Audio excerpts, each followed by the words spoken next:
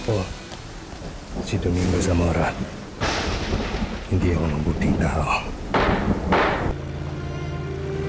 Noon ko pa naririnig ang tungkol sa mga nangyari.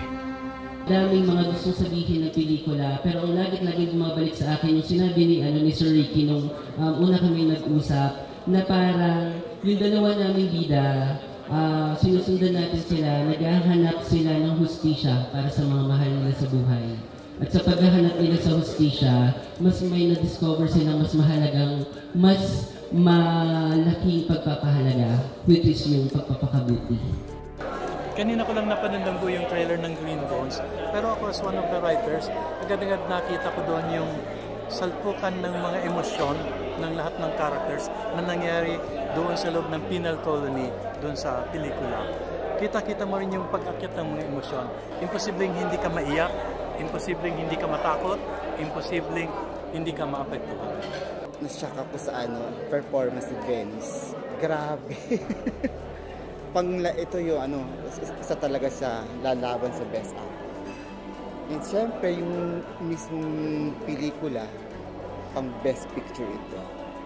Parang trailer pa lang nakakaiyak niya. Ang galing ni Dennis, ang galing ni Ruru, and the rest of the cast. So sana mapanood ng lahat kasi napakaganda nung trailer. For sure marami ring mag-i-enjoy at maiiyak dun sa palabas na Green Bones sa MMFF 2024. Napaka-interesting niya. Ang ganda ng pagkakagawa. Parang pwede siyang lumevel up or ang dami pang mystery. Ang dami pang suspense. Napakaganda ang follow-up niya from Firefly last year ng GMA.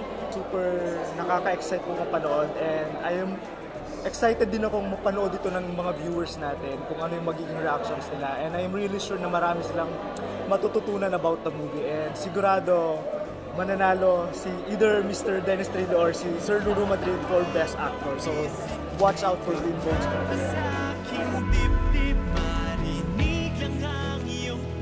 Pwede bang tubuan ng kabutihan ang taong nagkasala?